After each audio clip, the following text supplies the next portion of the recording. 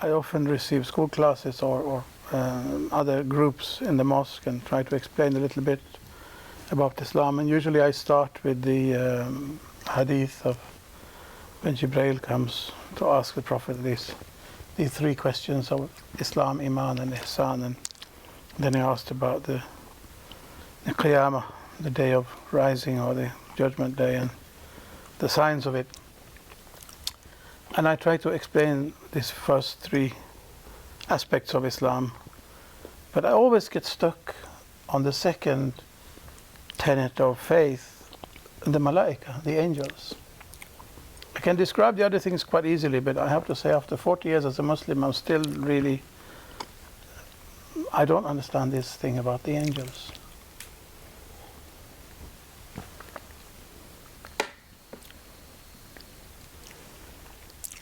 Even from science, we now know that what we know is a tiny, tiny, tiny bit of a vast knowledge. I use the example of the electromagnetic wave. We have only a very small portion of that electromagnetic wave, as we call visible, to our eyes and so on. The spectrum, yeah. And then there is the both sides of it goes on a bit, and that's it. And the electromagnetic wave itself and the variations and all of the other radiations within it is immense. So we only touch only a small portion of it. So the unknown forces are immense.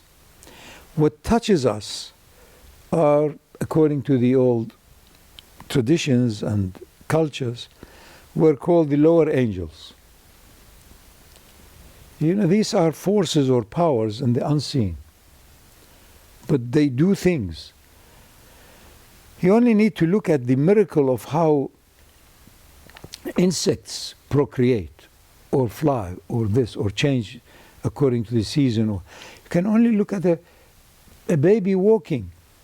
He could fall much more frequently if it was not for some, not necessarily his or hers will.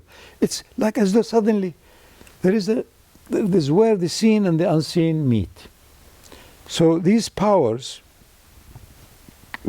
that facilitate for us within the field of visible, but they are invisible. And there can be also, if we allow it, the negative side of that too, to take effect. So the two major categories of the invisible realities are called either jinn, which the Quran describes beautifully, the same as us, because there is nothing other unless it has its complementary opposite. So they are unseen, and they are like human beings. They've got families, they've got this, they've got good, and they've got bad, they've got evil, and they procreate and grow. And they are very similar to us. Some of them are good human beings, with some other. And then there is the angels. That's higher, subtler, and it goes on and on into higher angel, archangels, whatever. So I visualize them as packets of energies, energy field, within the energy field. But the essence is light? All of it is light. Yeah. Everything is based on light. Ultimately, we owe everything to the electron. Our life, our existence, our thinking, our touching, our neurons, our talking is based on electrons. And look, all what we have done is very clumsy thing in the last 100-odd years, where the electric current and all of the facilities we have now for comfort and ease, it is a stream of electrons. Higher, voltage and higher amperage, it is the extent of electrons available. And if you put them through, but then restrict them, it becomes heat. put them through and with tungsten or whatever else, it becomes light. And it's all electrons. Laser is the same, it's from that.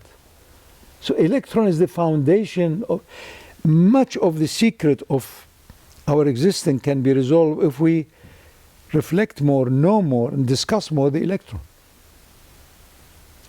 And it becomes a field, becomes charged, and so on and so on. So we're only beginning now to scratch the surface. But simply because we made big noises and big explosions, we think we're so clever. And we're beginning now. In fact, science is beginning now to also be tolerant to the unseen, because it used to be scared. So it only kept at very low level. If it is not provable, if it is not repeatable in experiments, it's not science. But that's very clumsy science. That is scientism, not science. But it's beginning now. And where multidisciplines are beginning to converge. So you're beginning, I think, to have, 40 years, 50 years ago, a geologist was, I'm a geologist, I'm not. And then they had to look into the early foundations of geology and what it meant and so on. So how old this is rock? How old is it? Has it got any sedimentation? Has it got any carbonous? And so on. So it became with paleontology and so on. So now geology has got 50, 60, 70 different specializations, but all of it is based on geology, basic, and so on and so forth. So there is a lot of overlap between sciences. And this is wonderful. It's becoming unitive now. It's becoming more understandable. So it is a question of accepting that there are these forces in the unseen, angelic, shaitanic, or jinni, and all of that. That's it. The thing is to have courtesy. Why am I interested in it? Because some of these can interfere. If I allow myself that vacancy, if I'm after power. So one of the forces that are easily connectable are the jinn forces. But once you do it, then they take over in time. You become a slave, not them.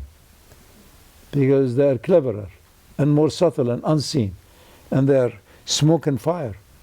Whereas we are not. So it's again courtesy. If I'm not content with the amazing cosmology that's potentially available to me, then I begin to look elsewhere and interfere, and I will end up in trouble also. Because we are curious about the unseen. But what about the unseen in me? Rather than curious outside all the time. Oh, this fellow could go without breathing for 1 day. So what? I know millions of beings who are not breathing anymore. They're dead. So I'm not interested. Yeah. Some great beings have often criticized their friends or followers if they were too curious about phenomenologies. You mentioned Shaykh Mohammad bin Habib.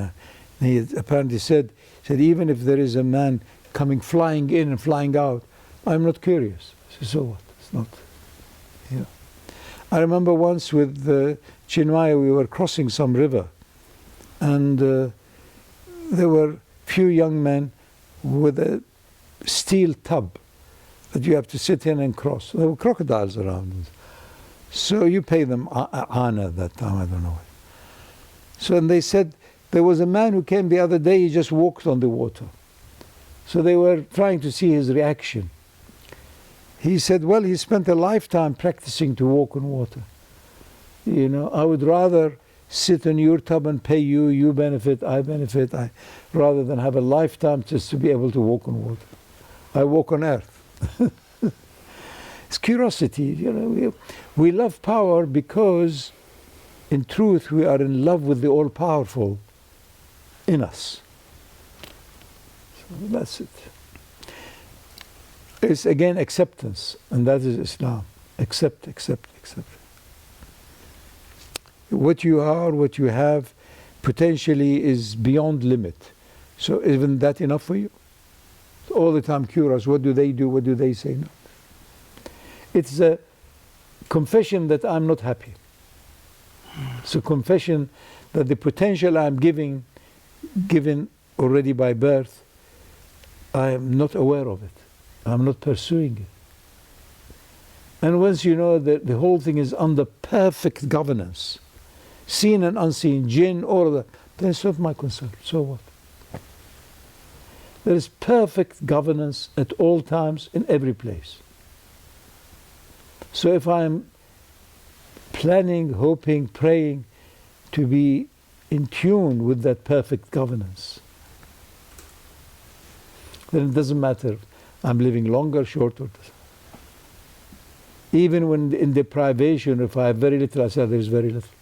We eat less. It doesn't matter. We leave the body. It's not a big deal. We're not the body. So then everything takes a different perspective. Otherwise, everything becomes a tragedy. And we try to fix that. Thus we end up like this.